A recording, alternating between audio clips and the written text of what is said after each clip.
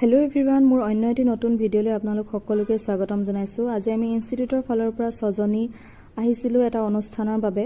মোৰ বাকি কেটা ভিডিঅ'তকে আজিৰ ভিডিঅ'টো অলপমান ব্যতিক্ৰম কিয়নো আজি আমি আহিছিলো নিউজ 18ৰ ফালৰ পৰা অৰ্গানাইজ কৰা ৰাইজিং আসাম 2025 নামৰ এই অনুষ্ঠানটিৰ বাবে। এই অনুষ্ঠানটিত চিফ গেষ্ট হিচাপে আহিছিল মুখ্যমন্ত্ৰী ডক্টৰ হিমন্ত বিশ্ব শৰ্মা আৰু লগতে অতুল বৰা, চন্দ্ৰমোহন পাটোৱাৰী, ৰঞ্জিত কুমাৰ দাসকে আদি কৰি বহু কেজন বিশিষ্ট ব্যক্তি এই অনুষ্ঠানত উপস্থিত থাকে। এই অনুষ্ঠানটোত চাহৰ পৰা সেমিকণ্ডাক্টৰলৈকে হোৱা অসমৰ উন্নতি, কাজিৰঙাৰ পটভূমিৰ লগতে জুবিন গাৰ্গৰ চাৰ্জচিটৰ কথাও আলোচনা কৰা হয়।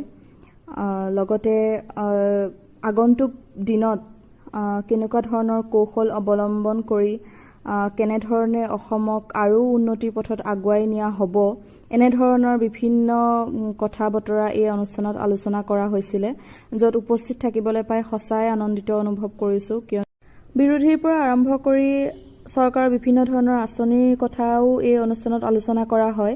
চৰকাৰৰ যি আঁচনিসমূহৰ জৰিয়তে সেই জনসাধাৰণৰ কেনে ধৰণে লাভান্বিত হৈছে বা জনসাধাৰণ কেনে ধৰণে উপকৃত হৈছে সেই আঁচনিসমূহৰ জৰিয়তে সেই বিষয়েও এই অনুষ্ঠানত আলোচনা কৰা হয়।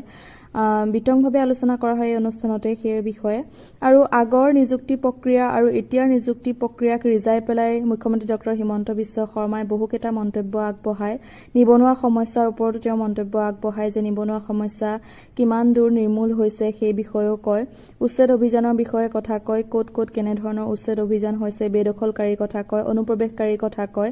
গতিকে এই অনুষ্ঠানত মুখ্যমন্ত্ৰী ডক্টৰ হিমন্ত বিশ্ব শৰ্মাই তেওঁৰ কাৰ্যকালত অসমত কেনে ধৰণৰ উন্নতি হ'ল আৰু আগন্তুক দিনত কেনে ধৰণৰ কৌশল অৱলম্বন কৰি অসমখনক আৰু উন্নতিৰ পথত আগুৱাই নিব সেই বিষয়েও এই অনুষ্ঠানতে আলোচনা কৰা হয়।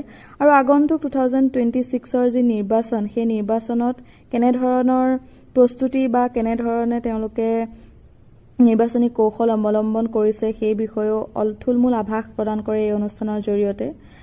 বাৰু যি কি নহওক, বহুত কলো অনুষ্ঠানৰ কথা। এতিয়া আহোঁ খোৱা বোৱালে। এয়া আমি গৈ পাই পেলাই স্নেক্স খাইছিলো। স্নেক্সত কি আছিলে, চিকেন পকোৰা আছিলে, কফি আছিলে, এনেকৈ কিবা কিবি আছিলে।